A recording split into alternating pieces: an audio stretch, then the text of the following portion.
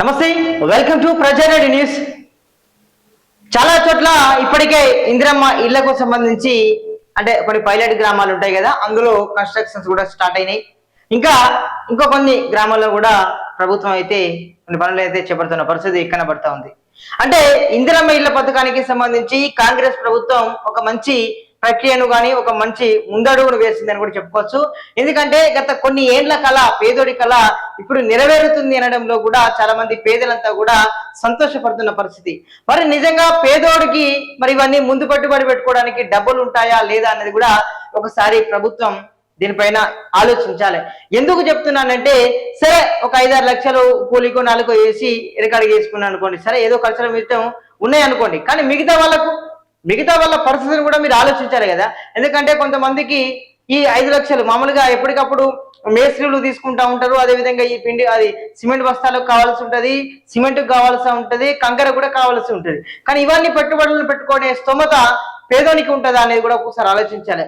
దీన్ని బట్టి ఏదైతే తెలంగాణ సర్కార్, కాంగ్రెస్ సర్కార్ ఏదైతే ఉందో కొంచెం ఈ కొంతమంది పేదలకు ఇంకా కూడా అండగా ఉండేందుకు కూడా ఏదో ఒక మంచి కార్యక్రమానికి శ్రీకారం చేస్తే బాగుంటుందని కూడా కొందరు అభిప్రాయపడుతున్నారు. అందులో భాగంగా ఈ పేదలకు సంబంధించి ఎవరైతే ఉన్నారో కొంతమంది కాంట్రాక్టర్లు అదేవిధంగా ఉంటారు కదా బిల్డర్లు, వాళ్ళకు అప్పచెప్పి తర్వాత ఆ యొక్క బిల్డర్లు ఎవరైతే వాళ్ళకు డబ్బులు ఇచ్చే ప్రయత్నం చేస్తే పేదలు కూడా ఇంత రిస్క్ పడకుండా ఉంటుంది, అతని యొక్క సొంతింటి కళ కూడా నెరవేరే అభిప్రాయంలో అతను ఉండవచ్చు. ఎందుకంటే గతంలో కూడా బీఆర్ఎస్ ప్రభుత్వ హయాంలో కూడా అంటే ఇంకొకటి ముఖ్య విషయం, నిరుపేదలకు సంబంధించి కొంతమందికి భూమి కూడా ఉండేది. భూమి ఉండని పరిస్థితుల్లో కూడా కొన్ని చోట్ల ప్రభుత్వ భూమి అట్లా ఉంటాయి కదా, దాంట్లో కూడా ఒక ల్యాండ్కు సంబంధించి ఎవరైతే పేదలు ఉన్నారో నిరుపేదలు ఉన్నారో వాళ్ళకు కేటాయించి అందులో భాగంగా అన్ని ఒక కాడ ఇప్పుడు మన పేదలందరి యొక్క డాటా తీసుకొని వాళ్ళకి ఎంతెంతనో ఆ యొక్క భూమి కొలిచి ఆ ప్రాంతంలోనే ఒక బిల్డర్ తోటి అవన్నీ పూర్తి చేసి చివరికి అంతా పని అయిపోయాక ఈ నిరుపేదలకు అప్పగిస్తే నిజంగా వాళ్ళు ఒక నీడ పట్టున ఉంటారు, వాళ్ళు మంచిగా జీవనం సాగిస్తారనేది కూడా ఒక మంచి అభిప్రాయం అయితే ఉన్నది. సో దీనిపైన కూడా ప్రభుత్వం దృష్టి సారించాలి. ఎందుకంటే చాలా మంది పేదలు ఉన్నారు, వాళ్ళకు అంటే గుడిసెలు వేసుకుని ఎక్కడో బస్తాల పండు అక్కడ ఎక్కడ పండుకుంటారు, ఆవులు ఉండేటోళ్ళే, వాళ్ళకి ఆవులని ఆధార్ కార్డు ఉంటుంది. కానీ కొంతమంది ప్లేస్ లేకపోవడం వల్ల కూడా నాకు ఏది ఇల్లు నాకు ఏది అని కూడా చాలా మంది వాళ్ళు అధికారుల చుట్టూ నాయకుల చుట్టూ తిరిగినా కూడా ఎక్కడ కూడా వాళ్ళకు న్యాయం జరిగిన పరిస్థితి లేదు. సో ఇప్పటికైనా తెలంగాణ ప్రభుత్వం ఏదైతే కాంగ్రెస్ ప్రభుత్వం ఉన్నదో మీరు కూడా దీనిపైన ఒకసారి శ్రద్ధ వహించండి. అరే నిజమే కదా, నిరుపేదలకు మరి ఈ డబ్బులు ఎట్లయితే లక్షలు వాళ్ళు ఎక్కడి నుంచి పెడతారు, సరే మనం డబ్బులు ఇస్తాం 5 లక్షలు ఇద్దాం అనుకున్నాం, మరి వాళ్ళకు దెబ్బకో లక్ష అయితే ఎక్కడి నుంచి తెస్తారని కూడా ఒకసారి ఆలోచించాలి. ఆలోచించిన పిమ్మట ఈ యొక్క నిరుపేదలకు పెరుగుతున్నారో ఎవరైతే వాళ్ళ జాగల ఇళ్లను కట్టుకుంటున్న వాళ్ళకు ఏదో కాంట్రాక్టర్లకు లేకపోతే బిల్డర్లకు ఇచ్చి ఆ ఇండ్లను పూర్తి చేసే ప్రయత్నం చేయాలి.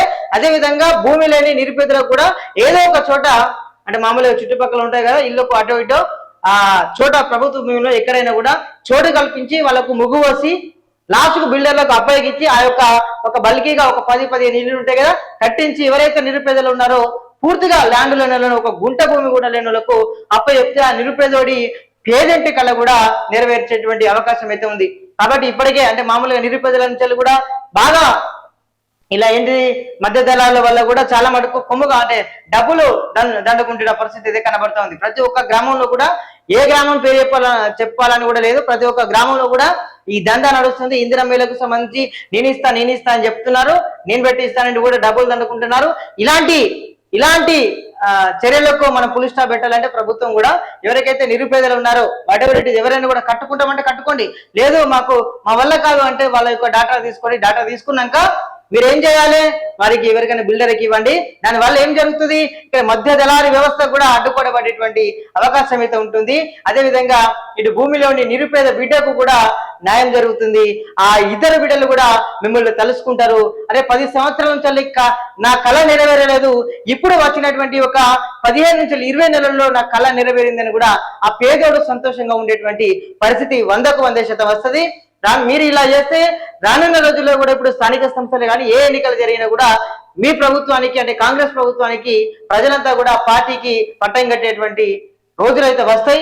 కానీ ఇంకా కూడా పేదలకు ఇళ్ల విషయంలో కూడా వాళ్ళకు అంటే కొంతమంది ఇబ్బందులు పడుతున్న పరిస్థితి. వాళ్ళను కూడా కొంచెం అధికారుల వల్ల అధికారులతో డాటా తీసుకొని ఎవరి పరిస్థితి ఎలా ఉంది, గ్రామాలలో ఉంటారు కదా, మొత్తం వందలు ఉండరు, ఐదుగురో నలుగురో ఉంటారు, ఆ నలుగురికి చెప్పండి, నలుగురికి ఒక ల్యాండ్ ఇప్పించి కట్టించండి, వాళ్ళకు తలుసుకుంటారు. ఇప్పుడు కాకుండా 10 సంవత్సరాలకు లేకపోతే వాళ్ళ మనవరాలు వస్తే ఇది ఇందిరమ్మ ఇల్లు బిడ్డ, నాకు భూమి లేకున్నా కూడా అటు రేవంత్ సర్కార్ అయ్యా, రేవంత్ సార్ ఇచ్చిందని వాళ్ళ బిడ్డలకు వాళ్ళ మనవరాళ్లకు చెప్పుకునే పరిస్థితి అయితే ఉంటది. అదేవిధంగా ఈ పేదలకు కూడా ఎవరికైనా కూడా తప్పకుండా న్యాయం జరుగుతుంది. రానున్న రోజుల్లో మీ ప్రభుత్వాన్ని కూడా వాళ్ళు తలుచుకునేటువంటి పరిస్థితి అయితే ఉంటది. సో దీనిపైన కూడా తెలంగాణ సర్కారు దృష్టి సారించి ఈ ఏంటిది మన మధ్య దళారీ వ్యవస్థను వాళ్లకు అడ్డకట్ట వేస్తే ఈ పేదోడు కూడా మంచిగా హై లెవెల్లో మంచిగా ఉండేటువంటి అవకాశం ఉంటుంది. మీరు ఇచ్చిన 5 లక్షలలో మధ్య దళారుడే ₹1,00,000 దొబ్బిపోతున్న పరిస్థితి. ఇంకెక్కడ 4 లక్షలు ఇల్లు అవుతుందా? సరే, అనుకున్న పరిస్థితిలో కొంచెం మేస్త్రీలు అదేవిధంగా ధరలు ఏమైనా ఉంటే మంచిగా ఉంటుంది. కానీ ధరలు కూడా ఆకాశాన్ని అంటున్న పరిస్థితి. అధికారులు ఇంకొకటి ప్రభుత్వం కూడా దీనిపై దృష్టి సారించాలి. కొంచెం అంటే అనుకూలమైనటువంటి ధరలను కూడా ఆ పేద ప్రజలకు అందేలా చూస్తే బాగుంటుంది. ఎందుకంటే చాలా రేట్లు పెరిగిన పరిస్థితి, ఏ రేట్ అయినా కూడా పెరిగిపోయిన పరిస్థితి. సో దీనిపైన కూడా మంచిగా ఉంటే ఇంకా కూడా బాగుండే పరిస్థితి ఉంటుంది. పేదలను కూడా మీరు పేదల గురించి దృష్టి పెట్టిండ్రు, నాకు తెలుసు, మాకందరికీ కూడా తెలుసు. ఇంకా కూడా దృష్టి పెడితే కూడా మీ ప్రభుత్వం ప్రజా ప్రభుత్వం ఏది ఉందో పేద ప్రజలకు ప్రభుత్వంగా అండగా ఉంటున్న ప్రభుత్వం మీరు చెప్పుకుంటున్నారు. ఈ కళలను కూడా నెరవేరిస్తే నిజంగా మీది ప్రజా ప్రభుత్వం అవుతుంది, పేద ప్రజల ప్రభుత్వాన్ని కూడా అవుతుందని కూడా నేనైతే చెప్పదలుచుకున్నా. సో ఇది ప్రజల గురించి మరి కాంగ్రెస్ ప్రభుత్వం ఎట్లా ముందుకు పోతుందో చూడాలి. మధ్య దళాలకు మరి అడ్డుకట్ట వేస్తారు. ఇప్పటికే దండుకుంటున్నారట ఊళ్ళలో పరిస్థితి. ఒక్కొక్క నుంచి ₹50,000, ₹1,00,000 దండుకుంటున్నాక ఇంకెక్కడి నుంచేనండి పెరిగే ఇందిరమ్మ రాజ్యం గంతేనా ఇంకా. సో చూద్దాం మరి రేవంత్ సర్కారు ఏం చేస్తుందో చూడాల్సిందే. Thank you so much.